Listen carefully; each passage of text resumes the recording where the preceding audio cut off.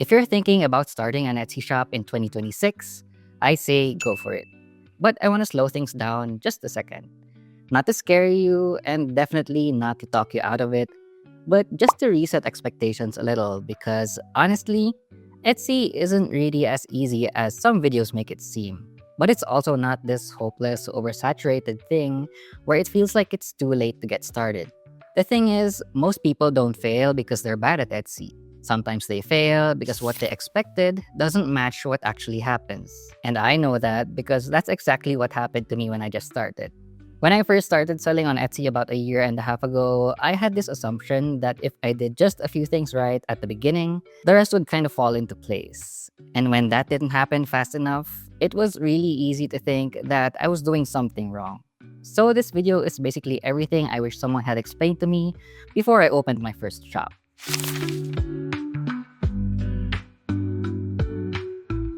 One of the first ideas I bought into was that all I needed was a handful of listings and the rest would fall into place. As a graphic designer, I was very confident in my skills, and I genuinely thought that if I just uploaded 10 or 20 listings, I'd be making sales ASAP. But having only a few listings barely gives Etsy anything to work with. Nowadays, most shops that gain momentum usually have hundreds of listings, and they're constantly being tweaked. And most early sales don't come from one viral product. They come from repetition, trial and error, and learning what the market is responding to. At the end of the day, Etsy is a search engine. And if your shop doesn't send enough signals to be found, it doesn't really know where to place you or who to show your products to. Looking back, the months where I was listing the most were the months where I learned the fastest. I wasn't necessarily making a lot of money yet, but I was collecting data. Over time, I started listing less, but that's only because I did the heavy lifting up front. That early phase gave me the freedom later to slow down and focus on quality instead of quantity. A mindset shift that really helped me was setting listing goals instead of sales goals.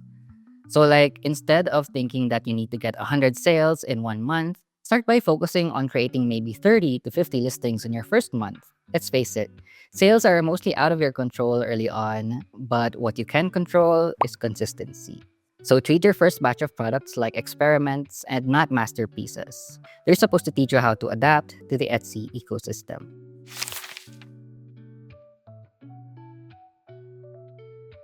This one is probably the most damaging expectation, at least in my experience.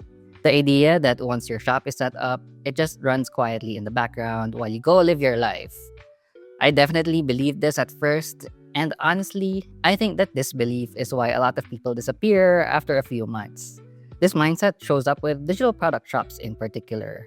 And I get it, you don't have to pack orders manually or deliver anything to customers. So it feels passive.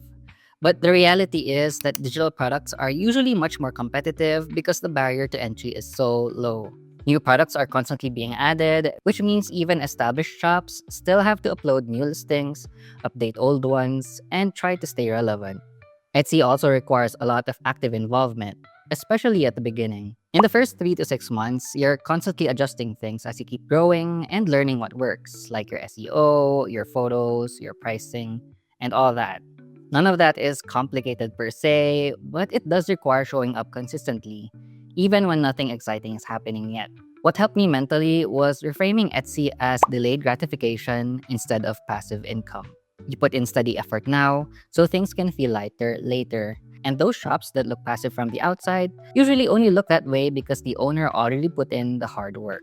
A simple strategy that actually works is blocking out boring but repetitive tasks. Nothing fancy, just showing up regularly and building systems early so that future you doesn't have to work as hard. I used to think that success on Etsy came down to picking the perfect niche. Like the goal was to find that one category with low competition where everything would feel easier. I spent way too much time overthinking this, and at one point, I genuinely convinced myself that choosing the wrong niche would ruin my whole shop. And let's face it, some people even say that once you get your niche wrong, you have to open a new shop and start over. A lot of people, including myself, get stuck here.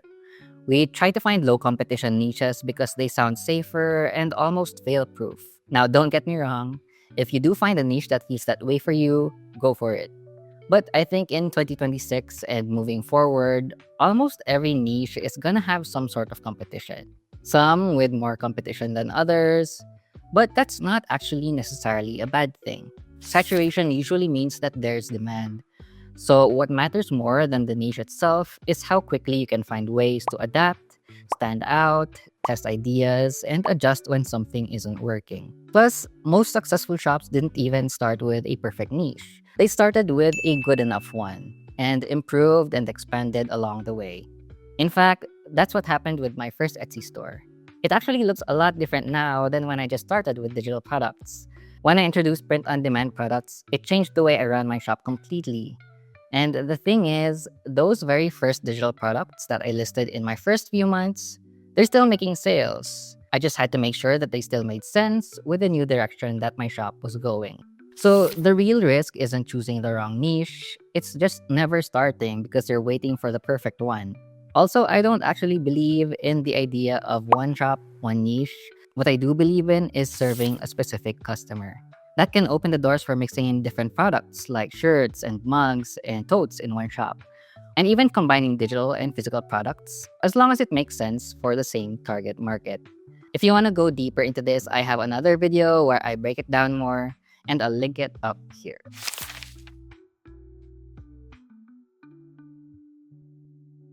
If you were introduced to Etsy through YouTube, there's a pretty good chance that the first products that you heard about were shirts and mugs. In fact, I just mentioned them, and I even have a shirt shop myself. Those two products are everywhere in print on demand content because they're simple, they're familiar, and there's always demand for them. It makes sense why they're often presented as the easiest way to start.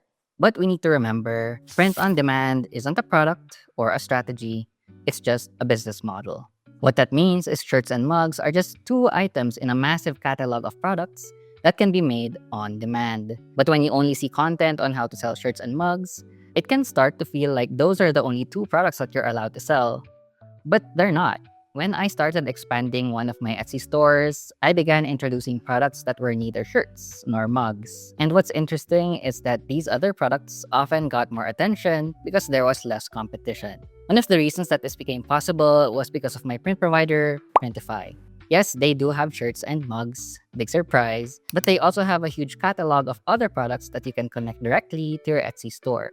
I'm talking about tote bags, journals, notebooks, puzzles, jewelry boxes, home decor items, pillows, and even pet clothes. These are things that people aren't expecting when they think of print on demand, and these have the potential to make your shop stand out.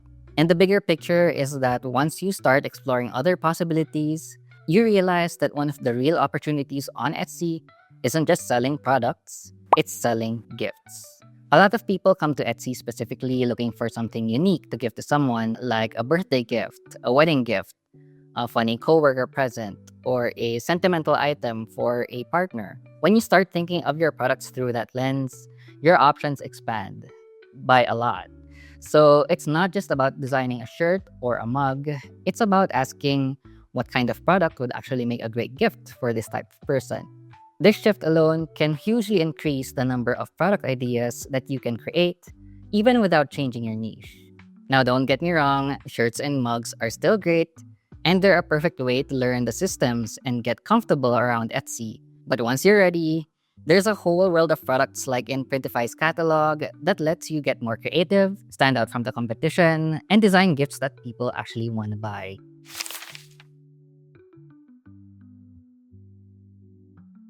It's really easy to think that getting more sales automatically means that you're doing things right. If orders are coming in, you assume that you're on the right track, and if they slow down, it immediately feels like something is wrong.